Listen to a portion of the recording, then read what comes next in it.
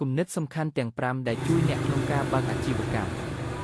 ការបើកអាជីវកម្មមិនមែនជារឿងដែលយើងគិតថាចង់ធ្វើហើយធ្វើភ្លាមដោយមិនមានការរៀបចំដ៏ត្រឹមត្រូវមួយនោះទេអាជីវកម្មនីមួយអាចនិយាយបានថាសុទ្ធតែចាប់ផ្ដើមតាមរបៀបនឹងអ្នកខុសគ្នាប៉ុន្តែមិនមានការបញ្ជាក់ច្បាស់លាស់ណាមួយដែលពិភាក្សាអំពីចំណុចជាក់លាក់ក្នុងការបង្កើតអាជីវកម្មនោះទេយ៉ាងណាមិញបើទោះមិនមានអំណះច្បាស់លាស់ក៏ដោយក៏ម្ចាស់អាជីវកម្មនិងសហគ្រិនជោគជ័យមួយចំនួនបានបង្ហាញពីបទពិសោធន៍ដែលមានប្រយោជន៍ជាច្រើននិងហូរហែតាមរយៈវគ្គសិក្សាក៏ដូចជាការចែករំលែកជាសាធារណៈផងដែរក្នុងអត្ថបទនេះយើងនឹងធ្វើការសង្ខេបនៅមេរៀនល្អទាំងនោះតាមការបកស្រាយចំណុចទាំង5ខាងក្រោមត្រូវមានចក្ខុវិស័យច្បាស់លាស់មួយ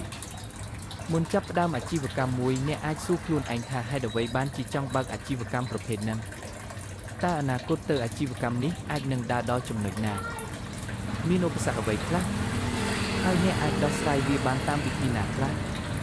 ក្រៅពីនេះអ្នកត្រូវកំណត់គោលដៅឲ្យជាក់លាក់ទាក់ទងនឹងប្រាក់ចំណូលនិងអតិថិជនគោលដៅក្នុងរយៈពេលណាមួយឧទាហរណ៍ការទទួលបានអតិថិជន100នាក់ក្នុងមួយខែនិងរកចំណូលបានយ៉ាងហោចណាស់$700ក្នុងមួយខែ